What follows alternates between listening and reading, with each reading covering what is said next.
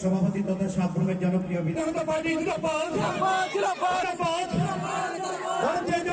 একটা কথাই বলবো যে কিছুদিন আগে আপনারা দেখেছেন যে বিবেকানন্দ ময়দানে আগরতলায় যশস্বী প্রধানমন্ত্রী নরেন্দ্র মোদীজি এসেছিলেন। আপনারা নিশ্চয়ই এখানে গিয়েছেন, নিশ্চয়ই দেখেছেন মোদীময় জনপ্লাবন ত্রিপুরার ইতিহাসে, আগরতলার ইতিহাসে এইরকম একটা জনপ্লাবন সভা অন্তত আমি তো দেখিনি, আপনারা দেখেছেন কিনা আমার জানা নেই। অর্থাৎ মোদীজি যেভাবে দেশকে চালিয়েছেন, সাধারণ মানুষের জন্য চিন্তা করেন, আমাদের রাজ্যকে যেভাবে উনি নির্দেশ দেন, যেভাবে মার্গদর্শন উনি দেখান, সেইভাবে আমরা কাজ করি। ওনাকে দেখার জন্য, খালি ওনাকে একবার ওনার স্পর্শ পাওয়ার জন্য, ওনার কি বলছেন সেই কথা শোনার জন্য সারা ত্রিপুরার থেকে লোক সমাগম সেখানে হয়েছিল। লক্ষ লক্ষ লোকের সমাগম ছিল। উনি যখন এয়ারপোর্ট থেকে আসছিলেন, উনি আমাকে জিজ্ঞেস বলছিলেন যে রাস্তার মধ্যে এত লোক, ময়দানের লোক আছে তো? আমি বললাম আজকে ঐতিহাসিক হবে, এবং তাই হয়েছে। উনি যখন ভিতরে ঢুকলেন, ঢুকে এত জনপ্লাবন দেখে এত আপ্লুত হয়েছেন যে সমস্ত ত্রিপুরাবাসীকে উনি ধন্যবাদ জ্ঞাপন করেছেন। যে ঐক্য সেটা আরো সুদৃঢ় হয়, সেইভাবে আমরা কাজ করছি। বিভিন্ন জায়গায় দিন রাত আমরা সবাই পরিশ্রম করছি। প্রধানমন্ত্রী মাত্র 3 ঘন্টা 4 ঘন্টা ঘুমন, সেই জায়গায় আমরা কোথায় কি করে আমরা সেইভাবে 6 ঘন্টা 8 ঘন্টা ঘুমাবো? সেই জায়গায় আমরাও সেই দিশায় 12টা 1টা 2টা পর্যন্ত আমরা কাজ করছি। আমাদের জনপ্রতিনিধিরা কাজ করছেন, আমাদের মিনিস্টার যারা আছেন তারাও সেই কাজ করছেন। কোন জায়গার মধ্যে বলতে পারবে না কোন জায়গায় যে আগে আমরা ব্লকে ব্লকে কেলেঙ্কারি আমরা কমিউনিস্টের সময় আমরা দেখেছি, কিন্তু একটা জায়গায়ও আমাদের বলতে পারবে না, কোন জায়গায় আমাদের এই গুড গভর্নেন্সের এগেইনস্টে আঙুল দেখাতে পারবে না।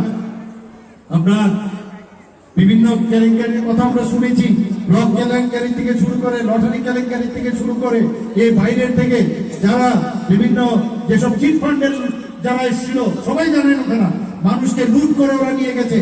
ওরা নেতৃত্ব ওদেরকে বাহবা দিয়েছেন যাতে ওদের কাছে টাকা পয়সা জমা গচ্ছিত রাখে, এবং সেই টাকা এবং জমি নিয়ে পালিয়ে চলে গেছে। জমি বিক্রি করে বা সেই জমি ফেলে দিয়ে টাকা নিয়ে পালিয়ে গেছে। তো আমরা চাই যে এখন ভারতীয় জনতা পার্টির যে সরকার যে চলছে, আমরা মানুষের সাথে নিয়ে আমরা চলতে চাই। আগামী দিন ত্রিপুরাতে একটা শান্তির বাতাবরণ হোক। অনেকে চেষ্টা করে এই যে বাতাবরণকে যাতে নষ্ট হয় তার জন্য অনেকে জল ঘোলা করে তার থেকে মাছ ধরার চেষ্টা করে। আমি আপনাদের কাছে একটাই বলবো, আমি সেদিন গতকালই এখানে এসেছিলাম, সেখানে শহীদদের প্রায় 14 জন শহীদ এখানে হয়েছে এই সিপিএম এর আমলে। শুধু তাই নয়, এই দক্ষিণ জেলাতে প্রায় 69 জন শহীদ হয়েছে। কি আমরা দেখেছি সেই রক্তমাখা হাত। আবার আপনারা চান যে এই সরকার আবার আসুক? আপনারা কি চান এই সরকার আবার আসুক? আপনারা কি চান যে উশৃঙ্খল এই যে কংগ্রেস তাদেরকে আবার আনতে?